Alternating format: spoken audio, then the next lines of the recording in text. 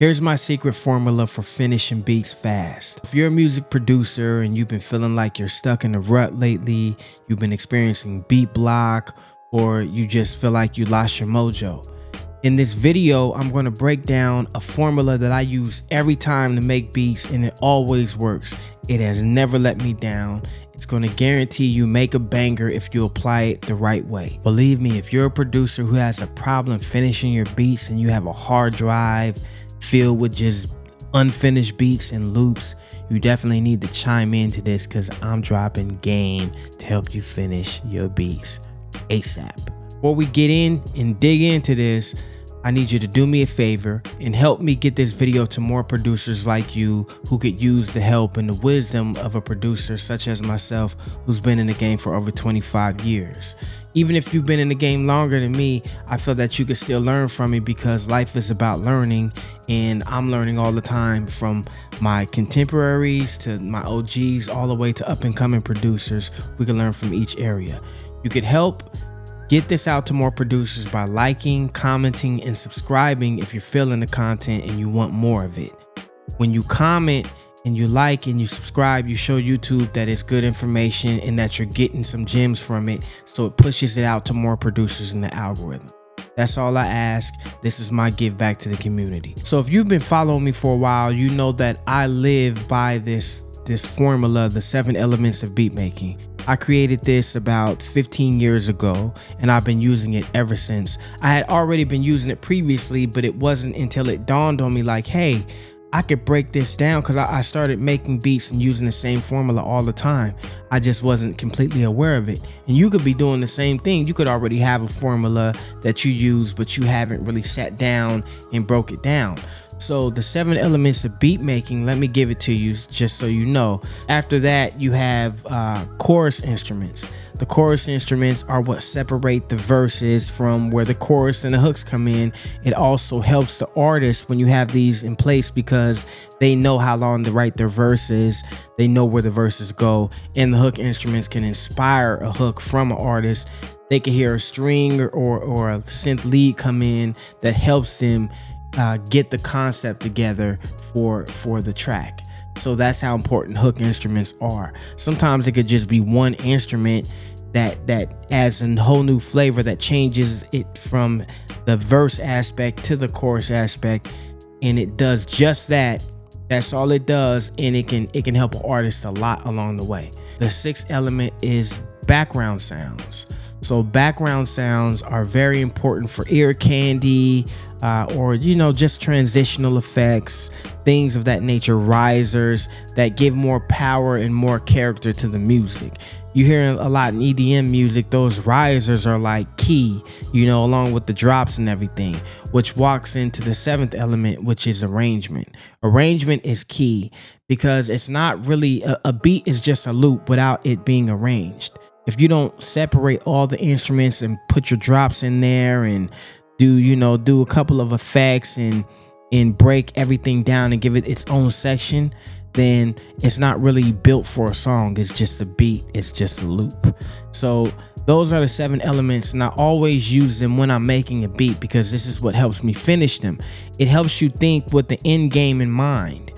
So if you're just making a beat to make a beat and you don't have this formula in play, then you're not necessarily going to finish the beat, especially if you're doing it just enough to get the meat and potatoes, which are the drums, percussion, lead melody, and bass line. If you stop right there, then you're leaving the other essential elements out, which is going to cause you to run into beat block, because you're not even thinking about them. You're just thinking about what else could I put in here to fill the track up. But when you're approaching it with this intention and this perspective, you are intentionally creating the space from the time that you create the music. You know that, okay, now it's time to put hook instruments in here, and I'm going to have to make sure I give them their own space outside of the fundamental elements that are already at play.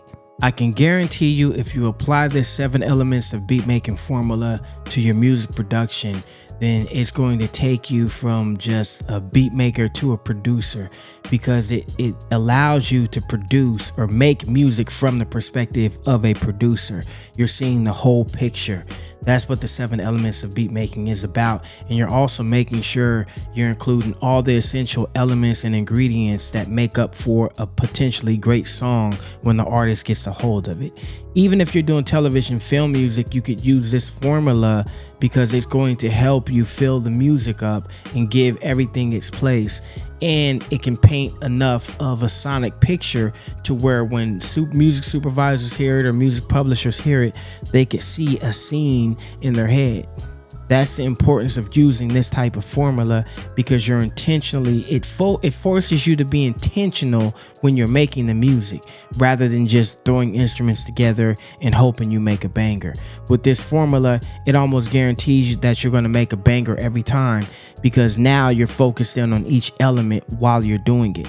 For me personally, when I do the drums, I usually do the drums first because they're the foundation. I can do a melody, but the drums are actually what solidify everything for me.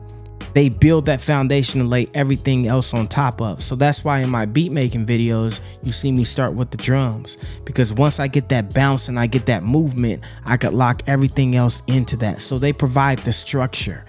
And if you have structure and you get your drums right first, I can almost guarantee you that it's going to be a fire banger. There's been old beats I've done where the drums, I locked in the drums so good that when it came to the melodies, I kind of got stuck, so I left it alone for a while. And I go back and listen, I'm like, yo, these drums are banging, and they wake up something out of me and cause me to make a banger from hearing it again. But if you have your drums locked in, anything could happen. It's important to get the foundation laid first. You don't always have to start with the drums, like I said. You could start with a bass line if you want to. Me personally, though, I love starting with the drums because I know that that's the fundamental principle, and it's literally laying the groundwork for everything else to come. When you focus in on each element like this, like I said, man, it forces you to be intentional about what you're doing. And you can move from section to section, almost like checking boxes off. It's like a checklist. Okay, I got the drums done. Now let me see what kind of percussions I could throw in here. And sometimes you don't have to use all 7 elements. You could do a beat with no percussion in there. There's been bangers made, hits made with no hi-hats in them. So you could just be like, I just want to kick in the snare, and then I'm gonna move to the lead melody, right? But essentially, you always are going to have some type of lead melody in there, unless you're like the Neptunes. You know, they got a hit or two with just drums. But even then, there's a percussion that comes in on grinding that acts as like a lead melody, because it gives you that thing that it gives enough melody to where you could hear it in your head. You already know what I'm talking about if you're listening to it in your head right now after I just said that. That's how powerful it is when you have the right lead melody.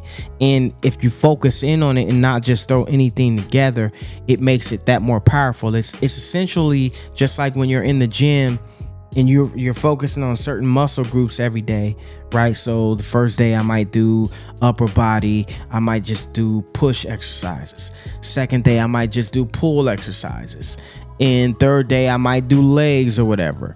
So it makes it more powerful when you focus in on each element and look at it just like you would if you were a bodybuilder working out different parts of your body in different muscle groups. And then as you keep doing it, you're going to get stronger and better at each element.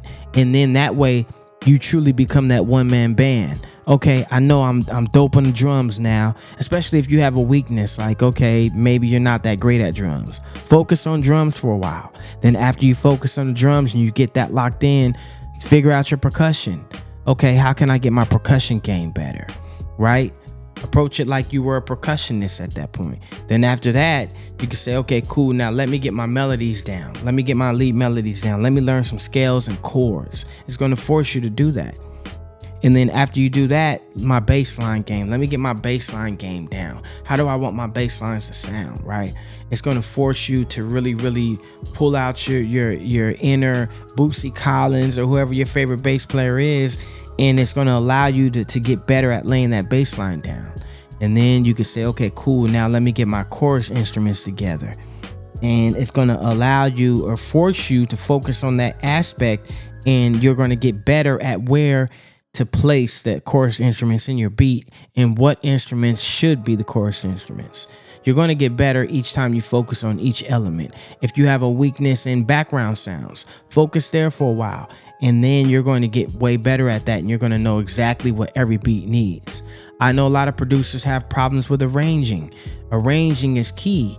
But if you focus on it, let's say you did the whole beat, you walk through all the other 6 elements, make sure in order to finish your beat, make sure you arrange it. Because if you don't arrange it, remember, it's just a loop. And if you start focusing on arrangements when you're listening to other music, it's going to allow you to bring that to your production and make you a better arranger. When producers back in the day weren't just beat makers, they were actually producers. They had to, that was one of the key focuses. Quincy Jones, he's known for his great arrangements. Dr. Dre, he's known for his great arrangements, right? And those are generations apart. One's a hip hop music producer, one is a jazz, R&B GOAT, right? Soul music GOAT. So, and they all had that in common, is the arrangements, right? So get that together, focus on these 7 elements. You're going to be able to make beats faster, I promise you. So that's it. I just wanted to spread those gems so that you could take this away from this video and bring it into your studio and go bang out some heat. Get out of that beat block, shake the dust off, brush off your shoulders, okay? If you want to learn more about my secret beat making formula, the 7 elements of beat making, make sure you check out the course. I put it in the description. You can go grab it right now. Before I go though, go check out this video right here, man. I break down a Dr. Dre banger that I recreated. It's one of my favorite Dre joints, man. This beat is banging. Check it out. If you want to get some extra gems on how I laid it out and how I go about instrumentation, I use the 7 elements of beat making in this beat right here. Check it out.